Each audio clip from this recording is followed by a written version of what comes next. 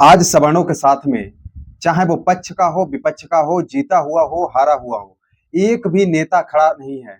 जबकि सवर्णों से अगर बात करोगे तो हमारे इतने मंत्री हैं, इतने विधायक हैं, इतने सांसद हैं, इतने कैबिनेट मिनिस्टर हैं, इतने अध्यक्ष हैं, इतने ये हैं वो हैं, दुनिया के पचासों तरीके की चीजें गिना देंगे, ऐसा लगेगा कि बस इन्हीं का पूरा राज चल रहा है। लेकिन आज जब आके खोल के सब लोग देख लो कि एक भी नेता, एक भी विधायक, सांसद तुम्हारे साथ में खड़ा नहीं है, चाहे वो सत्ता में है, सत्ता में नहीं है, किसी भी पार्टी का कोई भी नेता आज तुम्हारे साथ में खड़ा नहीं है। जबकि वोट लेने के में आपके आगे आ जाएंगे हाथ फैला के कि भाई आप हमारी कास्ट के हैं, आप हमें सपोर्ट करिए, हम ऐसा करेंगे वैसा करेंगे, लेकिन आज तुम्हारे साथ में कोई खड़ा नहीं है। जबकि वही देख लो, आरक्षण के हक में, जातिगत आरक्षण के हक में और एससी एसटी समाज के, चाहे वो जीते हुए नेता हैं, हारे हुए नेता हैं, सत्ता में बैठे हुए नेता हैं या सत्ता में नहीं हैं, सब एक ही जुबान बोल रहे हैं। चाहे वो अखिलेश यादव हो, चिराग पासवान हो, मायावती जी हो, चाहे वो चंद्रशेखर रावण हो या फिर कांग्रेस हो। बहुत से नेता तो ऐसे हैं जो बोल रहे हैं कि ये देश विरोधी हैं, इन पे लाठीचार्ज होना चाहिए, इन्हें जेल होनी चाहिए, इन पर ऐसा करना चाहिए, वैसा करना चाहिए। तो इतना तो अब अपने दिमाग में घुसा लो कि भाई तुम्हारा कोई भी नेता नहीं है, तुम्हारी कोई भी पार्टी नहीं है।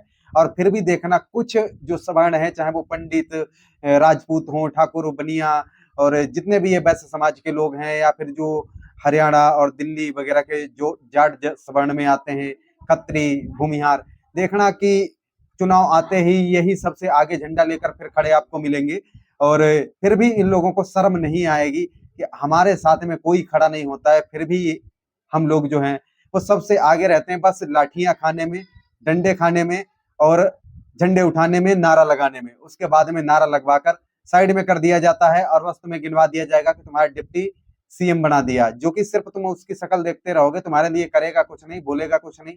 और बस तुम्हारा दिल रख लिया जाएगा कि हाँ, तुम्हारा नेता हमने इस जगह पे बैठा दिया, बस वो बैठा रहेगा, काम दूसरों के हक में पूरा होगा, चाहे तुम्हारा नेता रहे चाहे ना रहे। और आंख खोल कर देख लो सवर्णों कि तुम्हारे साथ आज कोई भी नहीं है। कोई का मतलब छोटे से लेकर बड़ा नेता भी। कुछ जो रील है वो वायरल हो रहे हैं, कुछ पत्र से वायरल हो रहे हैं जिसमें कोई बूथ अध्यक्ष है वो इस्तीफा दे रहा है, कोई छोटा मोटा नेता जो है वो इस्तीफा दे रहा। तो इन नेताओं के जो है इस्तीफा देने से होगा भी क्या, ये बताओ। जो छोटे मोटे जो बूथ अध्यक्ष होते हैं उनके इस्तीफा देने से यहाँ पर कुछ नहीं होगा, क्योंकि वो तो आम लोगों की तरह सामान्य गांव के ही किसी मोहल्ले में रह रहे होंगे। उनके अंदर खुद ये दर्द होगा जो कि कह नहीं पा रहे होंगे, उन्हें मौका मिला है तो वो ये जिम्मेदारी छोड़ रहे हैं। तो जिम्मेदारी किसी और को दे दी जाएगी, इसमें कोई इतनी खुशी की बात नहीं है। बहुत से लोग यहाँ पर डिटेन हो रहे हैं, लाठीचार्ज हो रहा है और शांतिपूर्ण प्रदर्शन भी नहीं करने दिया जा रहा है। ये हालत है तुम्हारी इस देश में। और तुम कहते हो कि ये कर देंगे, वो कर देंगे, देश बचाओ, मोदी जिंदाबाद, चौकी मैं भी चौकीदार हैं। और इस तरीके की जो सबसे ज्यादा नारा लगाने वाला यही समाज है, सवर्ण समाज है। यही जो है वो माँ बाप मान लेता है बीजेपी को, मोदी को, अमित शाह को। लेकिन आज मोदी अमित शाह तो छोड़ो, राजनाथ सिंह के जो वीडियो है वो वायरल हो रहे हैं कि किसी के माई के लाल में दम नहीं है जो आरक्षण को हटा दे। तो ये ऐसे ऐसे तुम्हारे जो समाज के ही नेता ऐसे बोल रहे हैं, तो दूसरे समाज के नेताओं का मनोबल क्यों नहीं बढ़ेगा। और नेता कैसे बढ़ेंगे जब इतने बड़े रक्षा मंत्री लेवल के जो नेता हैं, कैबिनेट मिनिस्टर लेवल के जो नेता हैं, वो ऐसे बोल रहे हैं कि किसी के माई के लाल में दम नहीं है जो रिजर्वेशन हटा दे। लेकिन मैं इस माध्यम से, इस वीडियो के माध्यम से राजनाथ जी को जवाब ये भी देना चाहूंगा कि आप ही थे जिन्होंने ये कहा था कि इस पार्टी में, इस सरकार में रिजाइन नहीं होते हैं, इस्तीफे नहीं होते हैं, लेकिन हुआ। और आप ही ने यह भी कहा है कि किसी के माई के लाल में रिजर्वेशन हटाने की दम नहीं है। तो रिजर्वेशन हटाने की मांग भी नहीं है, रिजर्वेशन में संशोधन की मांग है, रिफॉर्म की मांग है, जो कि होकर रहेगा। या तो सरकार झुकेगी या सरकार गिरेगी। 2027 में यूपी में चुनाव भी है, इसके परिणाम आपको दिखा दिए जाएंगे और इसका भी यहाँ पर इंतजार सवर्ण समाज करेगा। और जिन सवर्णों का जो है वो खून गर्म है और जो है वो जिनमें थोड़ी सी इज्जत बची है, आंखों में पानी बचा है, वो इसे कान खोलकर सुन लें। किसी के हाथ तोड़े जा रहे हैं, किसी के पैर तोड़े जा रहे हैं, साधु संतों को जो है वो उनकी चोटी पकड़ कर खींचा जा रहा है। अगर किसी ने तिलक लगा रखा है तो उसे तो और बुरी तरीके से मारा जा रहा है। तो इस तरीके की जो, और ये जो पुलिस है वो मार रही है, ये अपनी मर्जी से नहीं मार रही है, वो अपनी ड्यूटी कर रही है।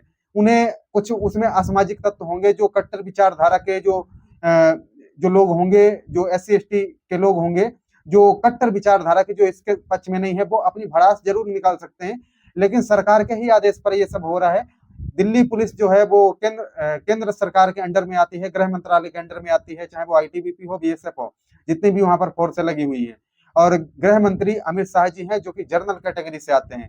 लेकिन कुछ जर्नल के नेता हैं वो सब ऐसे ही हैं, किसी को अपने समाज की नहीं पड़ी है। जबकि दूसरे समाज को देख लो, चाहे वो पक्ष में है, विपक्ष में है, सत्ता में है, सत्ता में नहीं है, सभी की एक ही आवाज है। ऐसा लगता है कि सभी एक दूसरे के ट्वीट, एक ही दूसरे का जो है मीटिंग करके बोल रहे हो, एक ही जुबान सबके सब बोल रहे हैं। तो इससे तुम्हें सीख लेनी चाहिए।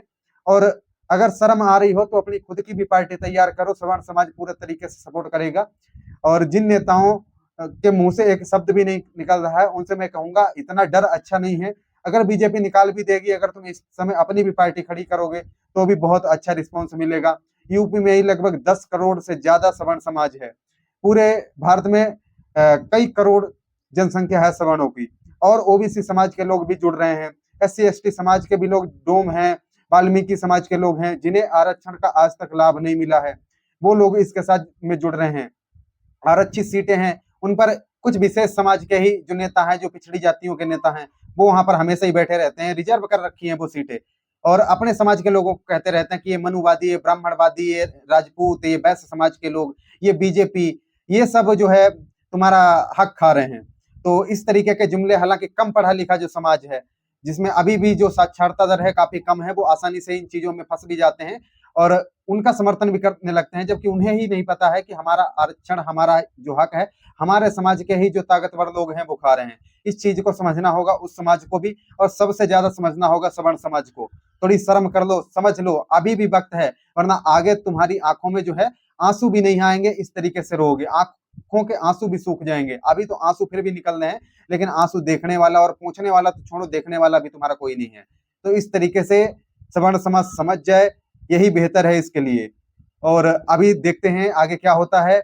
वीडियो अच्छा लगा हो तो लाइक कर दीजिए, चैनल पर पहली बार आए हैं तो चैनल को सब्सक्राइब करके बेल आइकन को प्रेस कर दीजिए, जिससे नई नई अपडेट आपको मिलती रहे। धन्यवाद, जय हिंद।